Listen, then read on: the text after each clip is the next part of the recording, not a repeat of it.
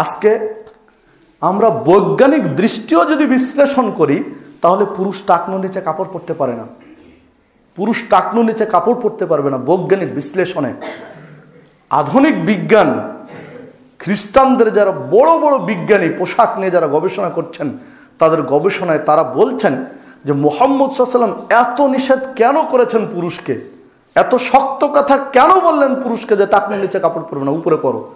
তাদের গবেষণায় তারা দেখতে পাচ্ছেন যে পুরুষের যে হরমোন রয়েছে, সেক্সুয়াল হরমোন, এই হরমোনটা এক সময় গিয়ে থাকে পায়ের গুল্লাতে, পায়ের গুল্লাতে গিয়ে হরমোনটা থাকে।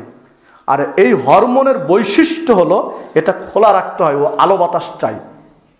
ওই হরমোনের সৃষ্টিগত বৈশিষ্ট্য ও আলো বাতাস চাই, খোলামেলা থাকতে চাই। যখন পুরুষ এই গুল্লাটা ঢেকে রাখে কাপড় দিয়ে আর বারবার ওই ঘর্ষণ লাগে, ঘর্ষণ খায়, গুল্লাটা টাকনুর কাপড়টা গুল্লার সাথে ঘর্ষণ খায়, এই হরমোনটা আস্তে আস্তে নষ্ট হয়ে যায়, এই হরমোনটা এক সময় মরে যায়, এই সেলগুলো বাদ হয়ে যায়। তখন তার একটা হরমোন, সেক্সুয়াল একটা হরমোন শেষ ওই পুরুষের। এই জন্য পুরুষকে টাকনুর উপরে আল্লাহ রাসূল কাপড় পরতে বললেন। আর মহিলাদের ওই হরমোনটা ঢেকে রাখতে হয়, ওদের ব্যতিক্রম হরমোন। যেহেতু ছেলেদের চেয়ে মেয়েদের গায়ের তাপমাত্রা 1 ডিগ্রি বেশি, উষ্ণতা তাদের বেশি মেয়েদের, ওই জন্য ওদের হরমোনও ভিন্ন, তাদের হরমোনটা ঢেকে রাখতে হয়, তাদেরটা খুলে রাখলে তাদের বিপদ। পুরুষেরটা খোলা রাখতে হয়, ওদেরটা ঢেকে রাখতে হয়। এই ব্যতিক্রম থিওরি দিয়ে, হরমোন দিয়ে আল্লাহ সৃষ্টি করেছেন। এই জন্য এটা আল্লাহ রাসূল বারবার নিষেধ করেছেন, একটা সায়েন্টিফিক বিশ্লেষণ এটা। দেখুন, না হলে আজ থেকে 100 বছর আগে দেখুন পুরুষের যে পৌরসত্ব ছিল এখনকার নেই। 100 বছর আগে এই যে যৌন যে বিভিন্ন চিকিৎসাগুলো রয়েছে, এগুলো 50-100 বছর আগে এত ছিল না, হাতের নাগালে ছিল না।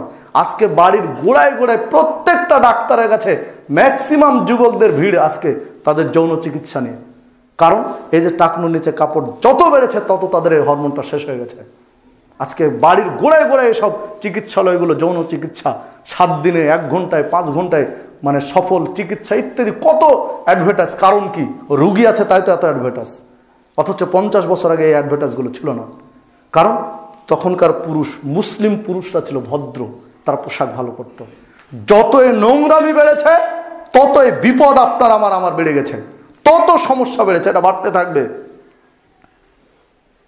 আধুনিক সুন্নাতে রাসূল, আধুনিক বিজ্ঞানের লেখক ডাক্তার তারেক মাহমুদ তার এক বন্ধুর থিওরি দিয়ে বলছেন যে উনি গিয়েছিলেন আমেরিকায় পোশাক গবেষণাগারে ঘুরতে গিয়ে দেখছেন যে আমেরিকার পোশাক গবেষণাগারের দরজার উপরে লেখা আছে যে পুরুষ যদি স্বাস্থ্য ঠিক রাখতে চাও তাহলে টাকনুর উপরে কাপড় পরো।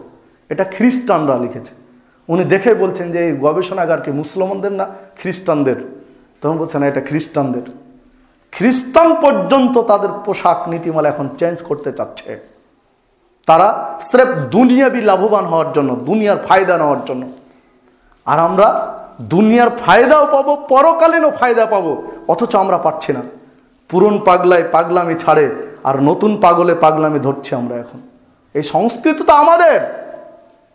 সম্মানিত উপস্থিতি, দেখুন আজ থেকে কয়েক বছর আগে আমেরিকার প্রেসিডেন্ট বিল ক্লিন্টন এসেছিলেন যখন বাংলাদেশে, তখনকার যদি ভিডিও ফুটেজ কারো কাছে থাকে, পেপার কাটিং থাকে, দেখবেন যে তার কাপড় ছিল টাকনুর উপরে। মানে তারা পরকালীন স্বার্থে কিন্তু পড়েনি, স্রেফ দুনিয়াবি ও অসুখ বিসুখ থেকে বাঁচার জন্য পড়েছে। আর আমাদের দুনিয়ার অসুখ থেকেও বাঁচবো, প্লাস আমাদের পরকালে নাজাত পাবো। আর ওটা করলে দুনিয়াতে অসুখও হবে, সাথে সাথে জাহান্নামে যেতে হবে।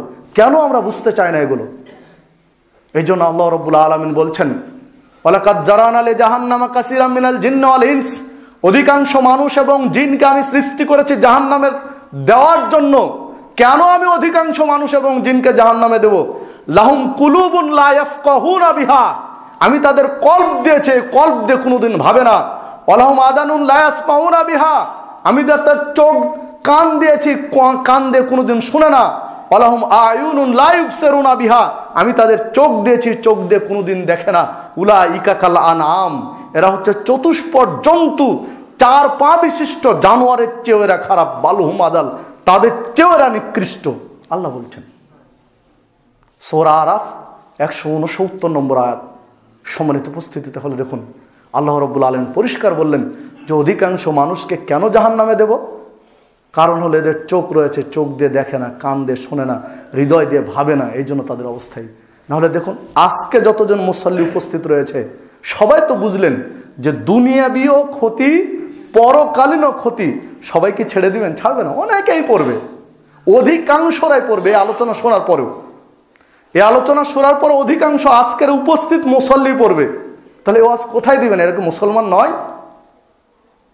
অথচ এটা নীতি হবে, ইসলামের আদর্শ হবে, শোনার সাথে সাথে মেনে নেওয়া যদি দলিল ভিত্তিক হয়। সাহাবীরা শোনার অপেক্ষায় থাকতেন না, যখনই দেখতেন তখনই মেনে নিতেন, দেখার সাথে সাথে মেনে নিতেন, তাদেরকে নিষেধ করা লাগতো না। আর তাদের অনুসারী হয়ে আজকে চোখে আঙ্গুল দিয়ে দেখানোর পর আমরা মানতে চাই না। আল্লাহ রাব্বুল আলামিন আমাদের শুভ বুদ্ধির উদয় ঘটান, আমরা যেন পোশাকের নীতিমালা মেনে চলতে পারি। আল্লাহ রাব্বুল আলামিন সেই তৌফিক দান।